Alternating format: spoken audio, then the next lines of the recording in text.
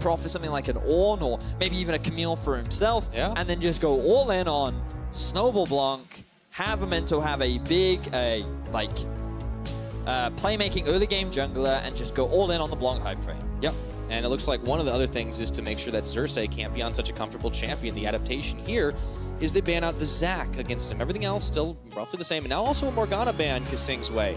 Interesting where the focus lies. So they want to take Kasing off of something that he's had a lot of success with over the last 2 games. Heaq and Norskeren have failed to properly punish it down the bottom. And with Thresh still on the cards, it does mean that Splyce have a variety of range supports left that they can still bring out. Right. Now Xayah's banned once more. ROCCAT won't have a chance to get that bottom lane. Perhaps they're expecting the Caitlyn once again to come out from ROCCAT. I feel like they might look to early lock in the Rise here, or maybe just go for the Camille. Put profit on something that not only he can have a decent laning phase on, but you know that towards the top side of the map, he's going to be pretty solid in the 1 versus 1. Be able to carry. Instead, they lock in the Sion. Now this could also go in the mid, but it does seem like it's more likely to be Prophet's champion. Yes, you would expect him to be the one to try and hold his own in that 1 versus 1. Ooh, I wonder if Odoamne will go for the Swain here. Ooh, it was Remember left that up. It is left available. Oh, we got the lock. Banned in the first 2 games. And you can flex it between both top and mid.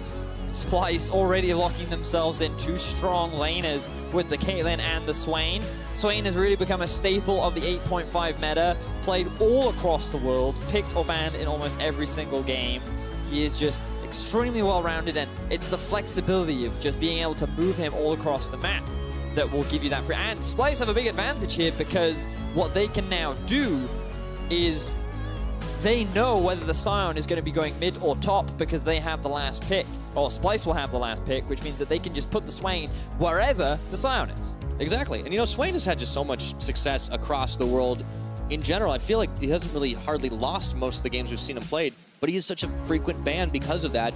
But on the other side, ROCCAT, they're going to at least get some things for themselves that we wanted to see. The Olaf getting locked in for Memento. You said early game he's going to be able to get into the bottom lane, get into the mid. Memento had already been able to kind of go places, get wards down, stop Xerxe's aggression, but he wasn't able to be as aggressive himself. Well, now, I wonder what ROCCAT are going to do because they have left the Rise open. We talked about how it's a big pick for Blanc. Ooh. Camille locked in. So you would imagine this is a Swain mid, Camille top. So they're kind of losing the flex potential that the Swain does have. And they're actually going to ban away the Cassio because they're expecting the Sion to be moved away from the Camille lane. And they do not want to have profit on something that can counterpick the Swain. So they might even ban a Vladimir here too. But I think like the most sensible ban would just be Rise. Put ROCCAT on something a little more uncomfortable. Or put Blanc rather on something a little more. Yeah, meanwhile ROCCAT's still kind of focusing all their attention to trying to deny as much from Kasing. But the Alistar being banned is a little odd here because it's not really Kasing's forte. He likes these more range supports. Yeah, that's very true, but I think they're just showing respect because Alistar can be quite obnoxious for the Thresh, and it also pairs up quite nicely with the Caitlyn, and it can make engaging rather difficult. Yeah, very true. Jhin actually being taken off the board. I guess they're expecting that from Heaq. Now, I'm throwing it out there. Ashe could be an option here. We've seen it brought out from mini true packs before, and it often does pretty well into the Caitlyn. It gives you another engage option, either as a follow-up to the Sion ulti or as an initial engage tool. But it could be a prospect here for Heaq. I feel like I've seen him play it in the past, given that he now has 3 splits with us in the LCS, so I think that's a pretty safe gamble to take. One of the more experienced players on the ROCCAT side, actually, in terms of ULCS stage experience. Let's see. Splyce still having 10 seconds before they decide to round out their composition. I feel like that they... Oh. Trundle support. Yes, I do believe that is in fact a Trundle support. No. I think it's top and there's like Camille support. Okay, so everything can be flexed right now. Triple flex. It could be a Trundle jungle. I wouldn't expect it. It could also be a Camille jungle. Wouldn't expect it. In my head, it is a Trundle support. It is Camille top and Swain mid. But I don't know just yet, Pyra. No, I don't think anybody knows right now. So ROCCAT, they've got to lock in, not knowing exactly how it's going to all stack up. Heaq takes the Jinx, by the way, and now that's a champion he actually hadn't played during the regular season. and Blanc gets a chance to go for the Anivia once more. Okay, so ROCCAT definitely going much more for scaling team fight. They have a pretty strong early game with the Olaf. Perhaps the Sejuani would have been better in terms of the overall comp, but regardless, I still think that it is a fine, safe pick. You don't really know what's mid, so Splyce could go Kassadin again here. But we'll see. What's the final lock-in for Splyce? All right, Kasing's just going to go Taric. Okay, so it's got to be Camille... Or Trundle jungle. It's Trundle jungle, Pyra. Wow. Wow, we're actually when's the last time we've seen that? A Trundle jungle. I don't... Stats, please help us. When was the last time we've seen I'd like to phone a friend, please. Jungle? Yes. Please help us out. We'll talk a little bit more about it when we get into game. Let's look at the overall comps here. ROCCAT, team fighting. Definitely the name of the game for them. Blanc can have an opportunity to redeem himself after the Anivia against H2K. So they just want to scale. They want to farm. They have a lot of wave clear. They don't want to try and do anything too proactive in the early game other than Memento. He may look to go for a couple of early jungle invades. Now, Splyce's comp. A little bit more eccentric. They have Odo on a big carry once again. They can put him in a side lane. They have multiple split pushes available. Caitlyn is pretty safe in the middle lane, especially with her ability to escape, and also the Taric providing a little bit of assistance too. The Taric ultimate will help a lot with the anti-team fighting tools, but I must be honest, the Splyce win conditions do not come across immediately to me. This is a very unique composition that I typically would not expect. Yeah. So we're going to be learning together, Pyra. Excellent. I love learning things. And Vedius, I'm going to respond to your call for help because I've been told from our statistics people they had to dig pretty deep into the archives here to find out. Trundle jungle has actually been played a total of 4 times, but only in the LCL this split. The LCL. You got to look over to CIS before you want to see that happening. Well, let's see. Splyce taking a page from that book and trying to close this one out with some style points, mixing it up. And ROCCAT, their backs against the wall. They are down 0-2. They need to bring it back 3 times in a row if they want to punch their ticket to Copenhagen. ROCCAT have everything to lose here, but they have already shown to be able to surprise. Can they do it again? One last chance. They only have one last chance, Pyra. So they got to get through a Trundle jungle. Try saying it 5 times fast. Trundle jungle, Trundle jungle, Trundle jungle, Trundle jungle. Fudge! You almost got it. Okay, almost. But now, Xerxe.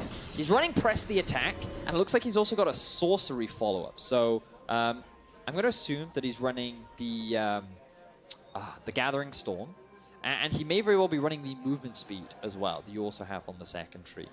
He could also be running the cooldown reduction. I'm sure that'll be buzzed to one of the two of us in a short while. But press the attack. Basically, one of the big values I can see from this Trundle is that Olaf is known for being a great early skirmisher. You really don't want a 2v2 against him because he has the axe spam, he does true damage on his E, the lower his health goes, the more attack speed he gets. He's basically just a really strong early duelist, and he sticks to you very effectively. One of the weaknesses of Olaf is that he has no dashes, and he has no escapes. So Trundle Pillar can act as a really effective tool, especially pre-6 to kite him, but also cut him off from the rest of his team. So you see an Olaf running in, he's trying to get onto your backline, you instantly throw the pillar up, and there can be no more follow-up. But also I just think that in terms of the early game, Trundle, due to his ability to reduce the enemy's attack damage, can also just help in terms of those early skirmishes. Take some of those stats away, mitigate his trading power, and basically just be an effective early skirmisher against the Olaf. Now, I must admit, I haven't seen a huge amount of Trundle versus Olaf in the jungle. Therefore, I have, but I don't know if my experience counts. This is mainly just a lot of theory crafting and the prospects as to why Xerxe would go for it. But we'll get to see. You know, I can also see the Pillar being very effective against low mobility champions like the Anivia as well. The Jinx is in there too. But I think one of the big things is the Sion engage as well. You throw up the pillar, Sion runs in, you want to try and set up that engagement. Oh, you can't because there's a pillar that denies that. It's very similar in how an Anivia wall can act to deny a lot of Sion engages too. Funny enough, we got both in this game. Yeah, really looking forward to seeing how Xerxe will make this Trundle work. His clear speed is relatively quickly, a little bit slower than the Olaf, who right now is heading up towards the top side. Okay, there is a ward there though, so if Memento did want to make a level 3 gank happen, it would have been spotted out by Odoamne. As you pointed out, not going to be as much, as I say, there's not going to be as much action. The mid lane completely proves me wrong. Blanc just gets got by Nisqy, turns it around a little bit. Memento, once again, he's moved up towards the top. He's moved around where the ward was, so Odoamne's got to be careful. Yeah, Odo has no idea that this is going on. Glacial Augment is on Prophet, but he will be spotted out by the ward now. So they know jungle is topside. Xerxe may look to invade on the Krugs to steal away some of the jungle caps. He's just focusing on farming for the time being. Big farm discrepancy being built up, given that Memento spent a lot of time in the top lane. Looking across some of the other laners, Blanc doing absolutely fine in the mid lane. Here we go. First potential Trundle gang. No. He's getting me excited there. Trying to steal some farm. It's okay. It's okay, Vedius. You're allowed to get excited. Oh, he's going back. He's going back. Go on, Xerxe. Get a gank in. To the mid lane. Okay. Vision of Empire. There's a vision of Blanc flapping his way back to tower. Yeah, the ward there was enough to spot out Xerxe trying to set up that sneaky play. This, by the way, guys, is typically what you see from a Caitlyn lane, just sheer oppression, yeah. Now, the thing about Jinx is she is very similar to Caitlyn in the sense that a lot of her damage basically only comes from her auto attacks. So her early trading in lane is not the strongest. But once she gets a couple of levels under her belt, once she's got a BF, she can be a little bit stronger. Now Nisqy forced to flash. Yeah, the wall was up, so Nisqy was able to push him back on Xerxe. He's going up towards the top. He's got to be careful. Have to flash. There goes Prophet. Odoamne comes in with the hook shot off the back of the pillar. And meanwhile, Blanc got egged. He did get egged. Prophet also survives in the top lane.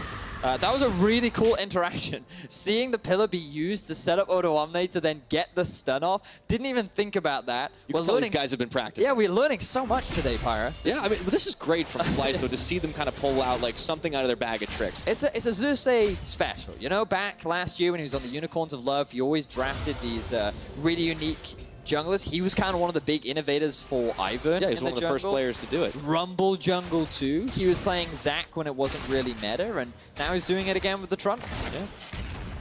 Never been shy of playing things that other people might not have thought of and making them work more often than not. It's one of the reasons Xerxe is considered to be such a solid jungler, and he's been performing, honestly, incredibly well in this entire series as well as this whole split. Certainly has been. Now, oh, that's how it happened, man. Right, yeah. So basically, Nisqy lands a good combo. He is able to get the chase down because Blanc ran out of mana. That feels bad. Forced him into egg, and a little unfortunate there for Blanc. But now he's level 6. He'll push out the wave, go back to base, fight his tier, TP back in, and he's running the unsealed spellbook. Always a bit of a controversial subject between Anivia players because many Anivia players see that you only ever run TP for the laning phase. So outside of that, you don't get a huge amount of value, which is why having the unsealed spellbook is good because you can then trade out of it. But many other Anivia players prefer to just run things like the cleanse or the heal, and then just get something like a comet, which just gives you a little bit more trading power and an extra bit of damage. Right, but clearly Blanc, he's focused on trying to survive, make sure he can farm up as much as he possibly can, because it isn't going to be about this laning phase. It is going to be about the late game. This is the ROCCAT game plan that we've seen have success. They've finally gone to it. It's taken them 2 games to get there, though. Let's see if they've got anything else left in the tank here. Heaq and Norskeren going to get spotted. They get the hook off, but there's the dazzle. They get Flay 2 in, but Heaq gets into exhausted, traps her down. Kobbe's also taking a lot of damage, though. Oh, he pulls him right over. Kobbe's going to have to flash. The rockets are out. Nobody's coming to help. Flash is following, heals everything. The hook, it's not going to be there. The Jinx, Heaq, he's overstepped it. Can he stay alive? No summoner spells. Kasing is looking for that auto. The hook comes in.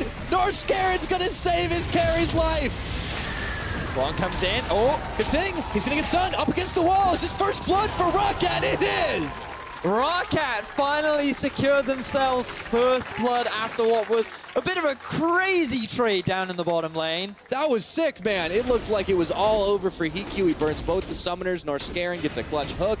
And the teleport for Blanc. That's why you take the teleport, I guess. There you go, Blanc. He didn't use it for lane. He ends up finding a successful play down bot.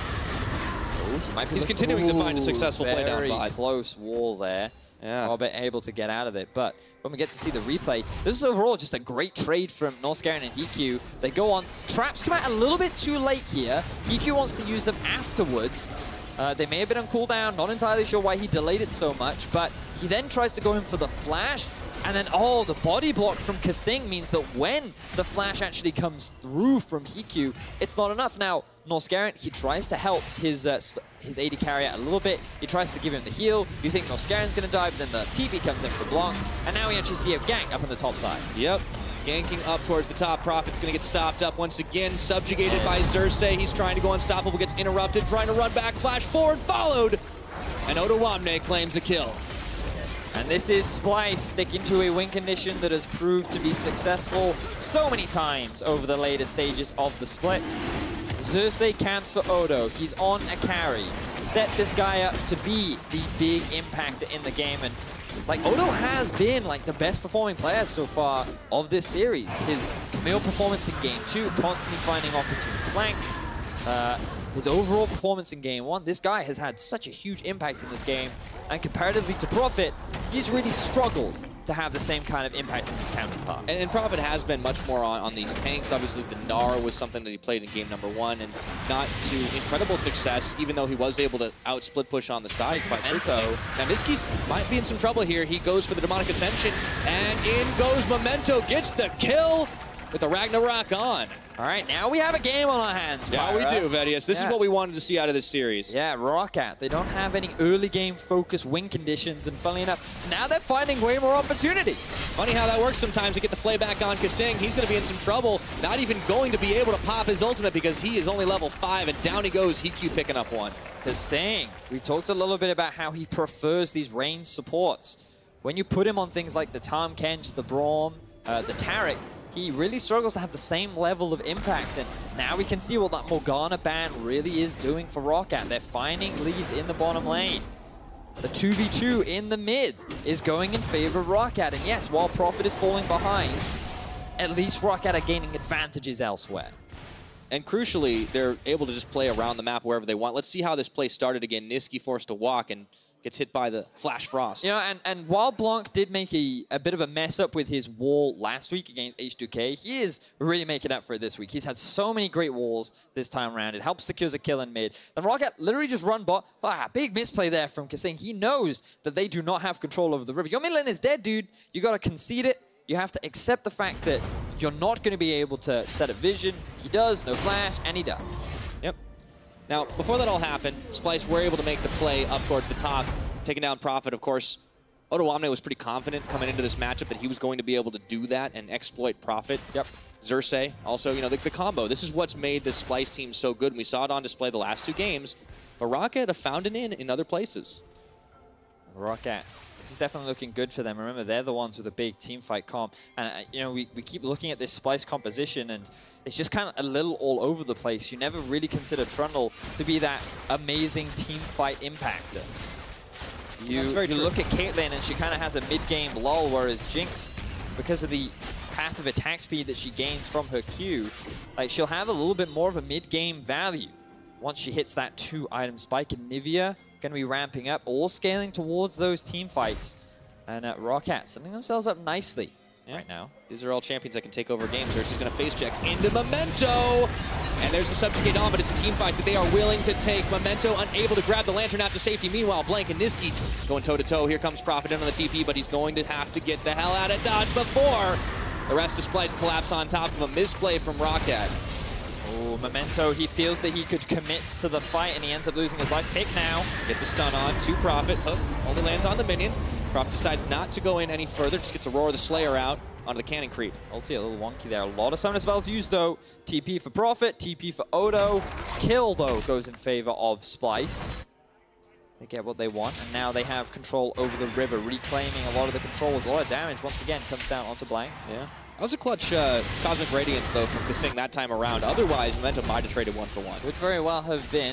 Once we get the replay, we can look a little bit closely at it. Now, Xerxe just coming to help his bottom lane push out so they can go back to base. Let's see here. Now, they have full vision control. 3 members, they know this is happening.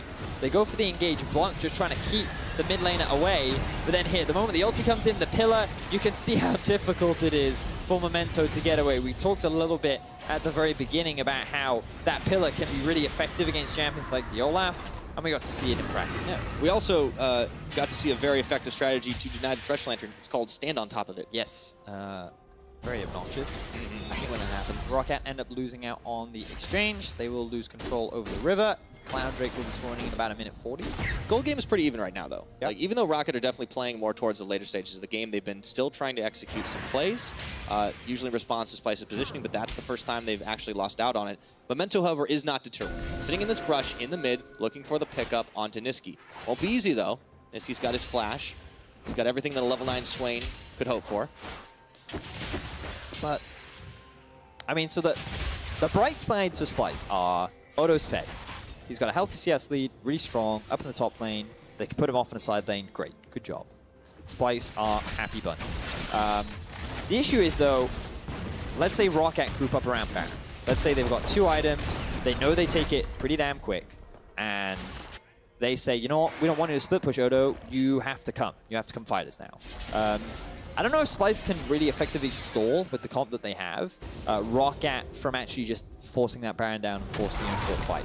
Because I feel like right now, their ability to play on side lanes is not strong enough to force ROCCAT to split apart. So the emphasis right now is on Splyce to try and find a couple more picks. Maybe a couple more ganks towards the top side. Maybe another early fight or skirmish that go in their favor. There we go. Could be it, but Blanc, very aware, once again, able to dodge out on another gank. Good wall off that time, too. Even though the Vision of Empire smacked him, he was able to get away. Yeah, and this is something that he's done a pretty good job of during the regular season, just typically avoiding ganks. Sword of Ages now done. Hook lands. Okay, bring a Memento in if they can. He actually doesn't take the Lantern. They opt not to go for it. Kasing didn't take too much damage off that one. I think they saw that the duo was roaming down. Nisqy does have the TP as well, so decided not to take the gamble. They got the cleanse out from Kasing though, so still advantage gain. Blanc soloed the blue buff, so he's going to be happy as well. Okay. Drake now spawn and stun. Xerxe immediately going for that one. And Nisqy going to join him pretty soon. Let's see if ROCCAT wants to go for the contest. You can see Memento around the side. He's got flash. He didn't want to get into a pit. But it looks like it's not worth trying to burn anything like that. He throws the axe, but he doesn't find it. So, Drake for Drake on either side. Mountain for Cloud, though. Splyce are going to be able to rotate around a little bit faster. Oh, my goodness. Blanc gets pulled back by the never move, and then the wall for the pillar. Xerxe, though, not a lot of damage dealt onto him. Oof, look at the damage, though, from that ultimate from Blanc. But that's another cool interaction. The knock-up allows you to be dragged in from Nisqy. Any form of CC will work. Stun now lands on the Memento. Okay, there's the dazzle. Let's see if he can get out this time. He's able to. Just barely. The root was about to land there.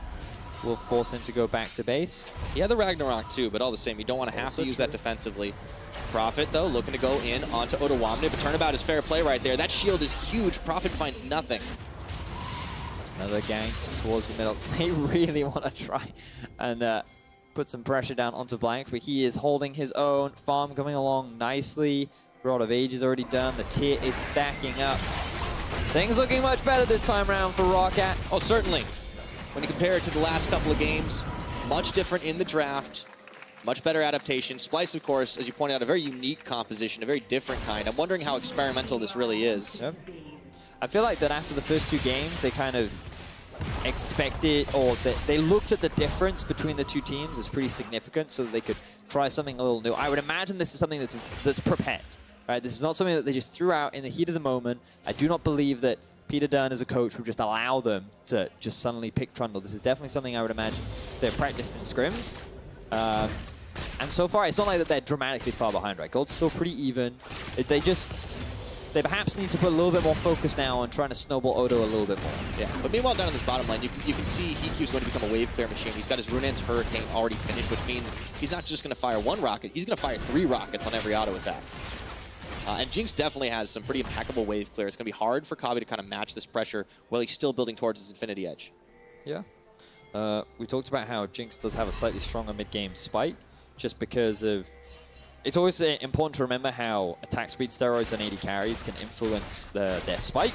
And the thing about Heaq is, because he gets it on his Q, he can just offer a little bit more in these fights. So Splyce are going to have to respect this. I do see teleport coming in the bottom lane. Double teleport. This could be trouble right now. Heaq is going to get pulled back. There's going to be another one popped from Prophet. He better cancel, though. This is going to be trouble unless they want to try to take the 5v5. But the Sion is all by his lonesome, and that's a 5-man, 4-man Cosmic Radiance, but it's going to end. Here comes the Sion train, but it's going to end prematurely.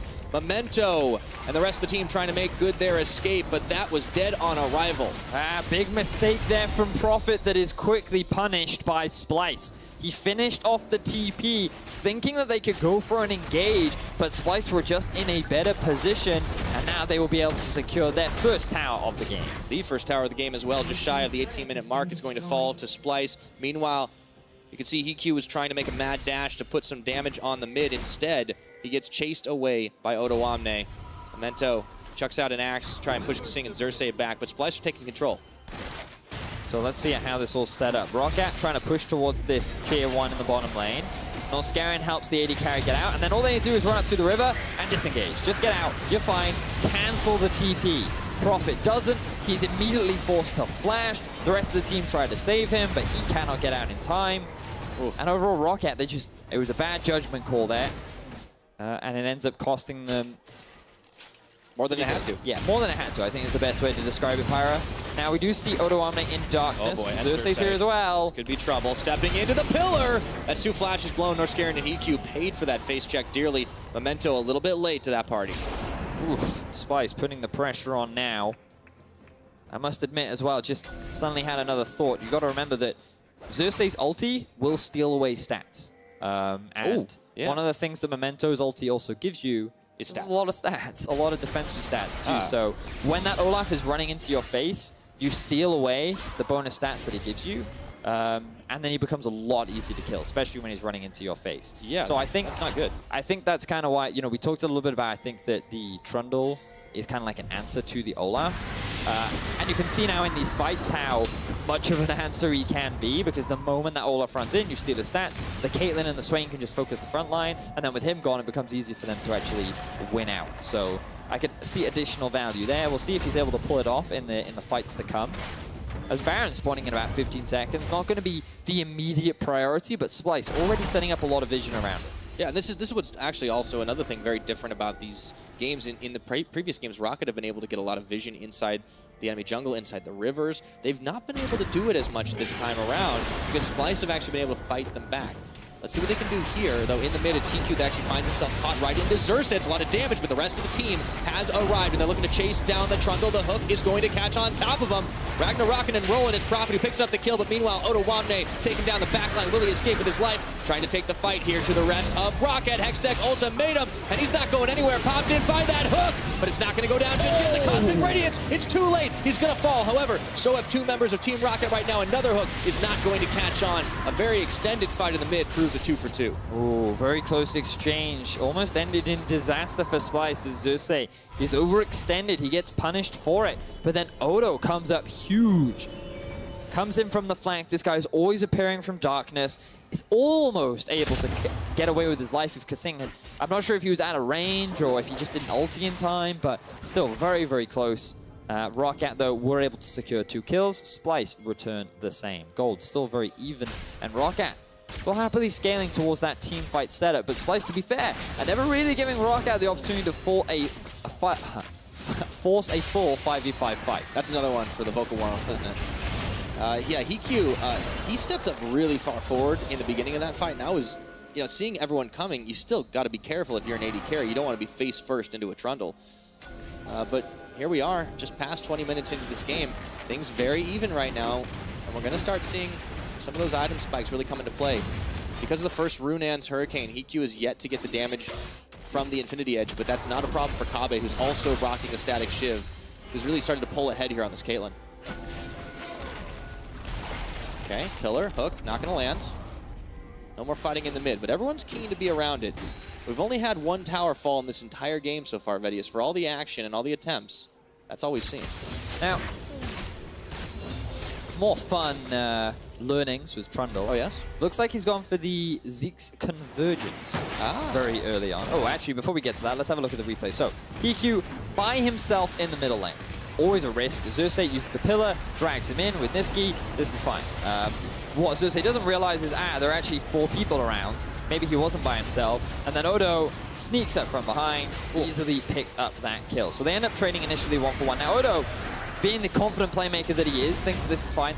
Kasing actually walks away, thinking that the fight is going to be disengaged, and then walks back in. So I feel like Kasing could have saved his top laner there. Instead, he misread the situation. Oh boy. Oh, Flash wow, crossed. okay. Finding Did out. not realize this happened. Yeah, that's A little different. Okay, so they actually forced out the flash from Kobbe as well. Good play there from Blanc. This guy, who plays this guy so much, he's actually had, so far, pretty solid performances throughout this this series. Oh, yeah. Give it to Blanc. They've been trying to camp him all game, too, and he hasn't gone down. Hasn't bowed down either. Splyce still rocking a slim lead, and while all the replays were happening, they did pick up another dragon. It was an ocean. Right. It's a good spot there, Pyro.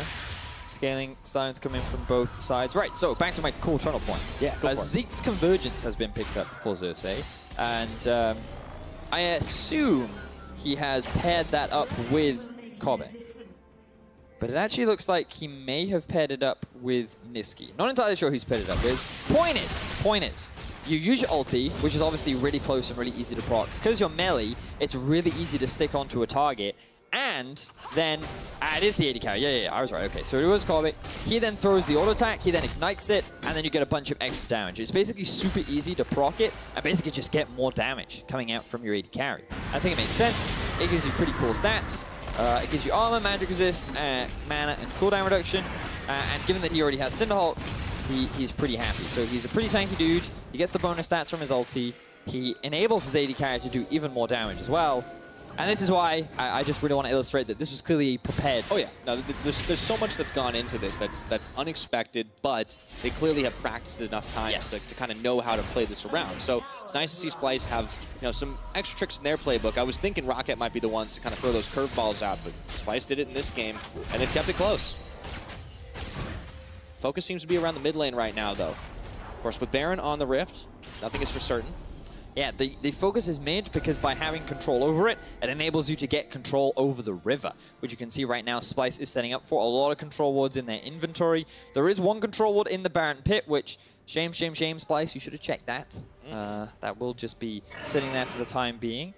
They don't need to clean it out right now. They'll likely just push another wave mid, wait for Odoamne to push out the wave on bot, have him rotate up with the rest of his team, force a numbers advantage, and then that could be an opportunity for them to look to try and force play around Baron, but it's always dangerous forcing Baron against Anivia around the Baron Pit. Yes, also, if you want to group into a pit and you have Jinx Rockets to contend with, because she did just pick up that Infinity Edge, so now we see that kind of matched on the damage. Really need to see if they're going to be able to get the pull-in. Oh, that's speaking of pull-in, Blanc, he gets knocked back by the Never Move, but he does pin Nisqy up against the wall. No damage returned, though. Or very little, rather. Splyce actually lost the Rift Scuttler there. That's going to be a bit of pain for them. Odo just continuing to do Odo things. Be scary.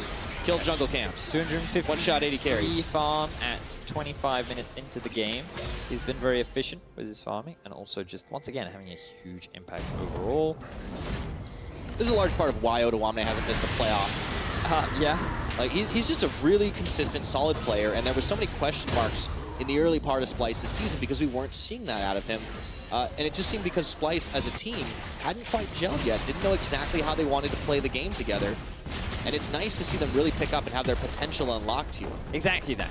Splyce certainly have developed. And for ROCCAT, while they haven't made the same most obvious developments, you can see that in things like their vision control and their ability to come in with a clear game plan is something that they've gradually grown throughout the split. And it's less noticeable, like there's less statistical support to suddenly enhance that viewpoint, but unfortunately, oh, engage. Hello, Cosmic Radiance coming in. However, we're going to get blocked off by a pillar. Trying to go in once more. The teleport is going to be canceled. From Odo, so Swain's still sitting onto it for now, but that was ROCCAT trying to force a fight. They feel pretty strong right now.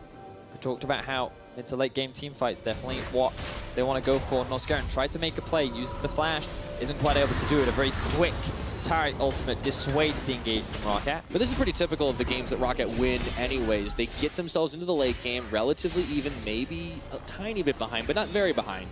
And then they just outfight, outscale. However, they're losing a lot of towers right now. That's going to be number 3 taken down. Camille hook shots away. But look at how close the gold is, even with 3 towers down. ROCCAT still very much in this game. The Baron is probably going to be one of the big deciding factors because that's where you'll see a lot of these late game fights come from.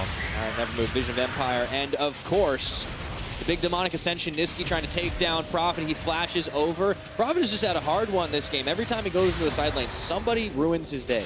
So much damage coming out from Nisqy. And the thing is, both Camille and Swain do pretty effectively up against the undead monster, which means that Because Nisqy still has his TP, they can keep Camille top side, hang around the Baron. And now let's see how quickly this actually goes down, because for Splyce, this should actually be pretty quick. Okay, they're going to get the stun off. Actually, peel away, look for the Olaf, and there's the Heaq ultimatum. Now, do they have the damage to take down Odoamne? Let's see if they can pull it in. Not before he gets the pick off, and the wall is going to melt. Odo is not going to fall today. And with the jungler gone, Splyce, they can just keep this pressure game up. Meanwhile, Nisqy down bottom, trying to push this one in. Prophet just trying to stop him. And it's Splyce that are actually forcing fights onto ROCCAT. They're the ones that feel confident in their ability to make stuff happen. And now they'll get themselves a kill, they'll get themselves a Drake. Nisqy beating down onto this tier 2. Everything seems to be back in control of Splyce. ROCCAT really struggling to find the fights that they want. Yes, indeed. Nisqy does get run into by Prophet. The Deathbang Smash is going to get dashed away from here, but it's just love taps compared to what Nisqy's able to deal in terms of damage, and the rest of Splyce were not far behind. ROCCAT just unable to find those fights, unable to find those kills. Exactly that. ROCCAT, they still have the scaling option, but it's going to get harder and harder based on the proactivity that Splyce are demonstrating. It's all about that scaling, though. Yeah. Get the 2 needlessly large rods on Blanc. I always look at that, and even I know the items change, but I always just kind of look sideways at it like, yeah, it always looks a little funny for the why 2 rods? Old school League of Legends players. Now ROCCAT, they're the ones grouping up around the back. Do they force it? They do have teleport on Prophet. Here we go. All right, Baron's going to be started. They've got 4 members. Camille trying to sniff around the side. How far do ROCCAT want to commit to this? He's already down to 4,500. They're going to have to run away. Memento taking a little bit of extra damage. Blanc getting popped down. Here comes Xerxe. It looks like they're going to lose at least 1 here. Odoamne over the wall. Heaq ultimatum looking for Heaq, but they can't quite follow. Big stun. Here comes Prophet. They got a huge one. Odoamne, though, he takes out the AD carry. Nisqy's flashed over the wall with a demonic ascension. And it looks like Odoamne is not keen to let anyone get away. None shall escape except Memento to tell the tale, as even Prophet is locked up under the tower. The train is going, and it's an ace in the hole to finish him off, or not. He's actually going to hold on.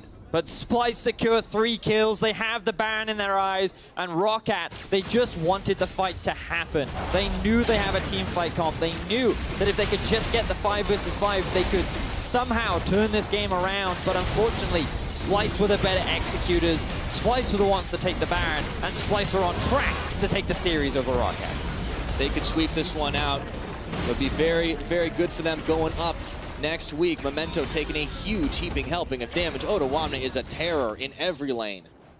Odoamne has been pivotal in this series. While Nisqy has certainly played well, he's racked up some impressive scorelines.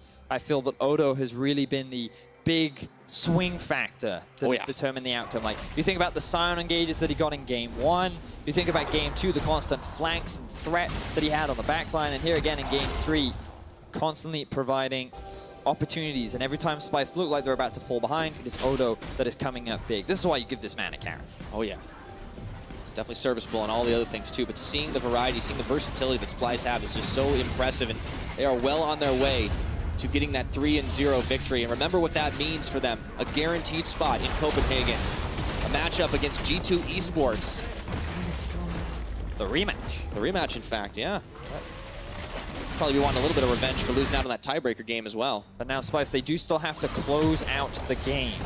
They've got to break into the base against an Anivia and a Jinx, which is always challenging, but they don't get got. Caitlyn will be able to help. You can also use the Trundle pillar to catch targets out as they try to defend. There's a lot of support going for Kobbe right now, not just the Zeke's Convergence. We also see the wonderful, wonderful support item of Ardent Sensor. Buff him up as much as possible. One member strong. Oh, the wall. Not enough to keep Kobbe away. That's okay. Kobbe can just shoot right over it. It's a chest-high wall. All right, down goes the tower. 31 minutes. 32 nearly on the clock. The gold lead started to kind of swing pretty big here for Splyce. It was only about 2,000-3,000 at most any time in the game, but it really turned around after that fight. Now it's going to be another one. Let's see, the Cosmic Radiance is down and the health bars are melting here. Kobbe's going to start it off by taking down Prophet. Down goes the Anivia, and they don't even need to worry about breaking the base because they have broken the backs of Team ROCCAT, cleaning house. And is this where they do it? With a triple kill for Odoamne, there are no members of ROCCAT standing. Splyce obliterate ROCCAT. They cement their dominance over the opposition, and they're on their way to the semifinal. Looking to sweep this one away. We saw a few fastballs, we saw a curveball, and Splyce pitched a no-hitter against ROCCAT. With that victory, Splyce make their way to Copenhagen. They will be going up against G2 eSports in the semi-final, and getting a 3-0 win over ROCCAT will do so much for their confidence moving into next week. No kidding, man. They did it in a very calm, collected, standard Splyce way in 2 games, and in the third, they decided to mix things up a little bit, and they were the stronger team every time. And you think about the development that this team has made from the beginning of the split, where they seem to be a little all over the place, relying on 50-minute games to pull out wins, just hoping that they can get those late-game team fights in order to scramble back from what was a horrible early-game deficit. They are now the ones controlling the early game. They're now the ones dictating the pace. They have multiple carry threats in every single role. This team is looking strong, and now they've secured themselves as a top 4 team in Europe. It is incredible, though. Really, it's hard to understate how much growth we have seen out of Splyce, because we were even looking for these points of critique. Where can they falter? Where is maybe other win conditions for teams? We looked at Nisqy maybe as a potential weak link, but he showed up today in a big way. First getting really fed on that Kasing, and then just everything else he did afterwards. Fantastic play out of him. The bottom lane doing its job well. In Splyce, there's so little to complain about these guys. Yep, and for ROCCAT, it was always going to be a struggle for them coming into the series. I saw them as like the younger brother to Splyce in many ways, in that a lot of their strengths Splyce also share, but Splyce has more experience. They have a little more in terms of support structure, and when you have 2 years older your younger brother, not only can you do everything that he can do, but you have a couple of new tricks that you can bring out as well that he isn't prepared for. And it was going to be challenging for ROCCAT to really stand a chance. And while they did show glimmers of brilliance, unfortunately the execution wasn't quite there. But that doesn't mean that things are all lost for ROCCAT. You can see that foundations of this team are still very strong.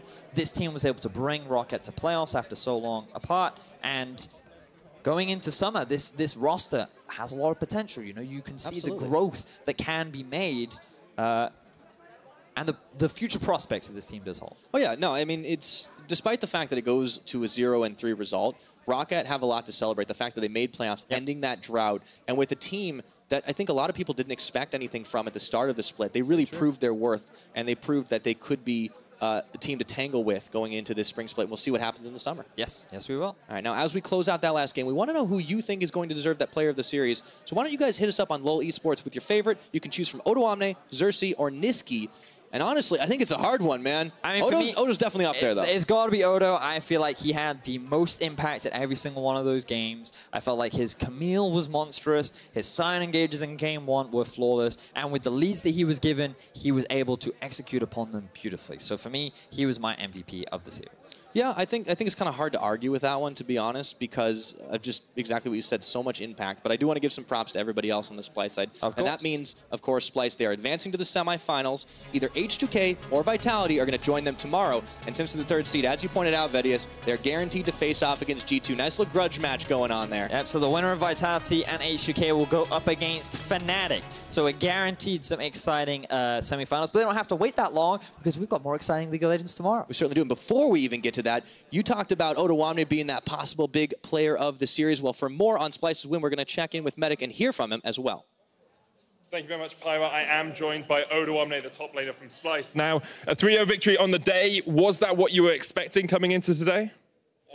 Sort of. I mean, given how our season went and how ROCCAT season went, I think it was... I was expecting it to be kind of a 3-0. I didn't think they would pose a lot of threats to us, but the first game was kind of iffy because I feel like we just kind of trolled a bit in draft with three losing lanes in a way.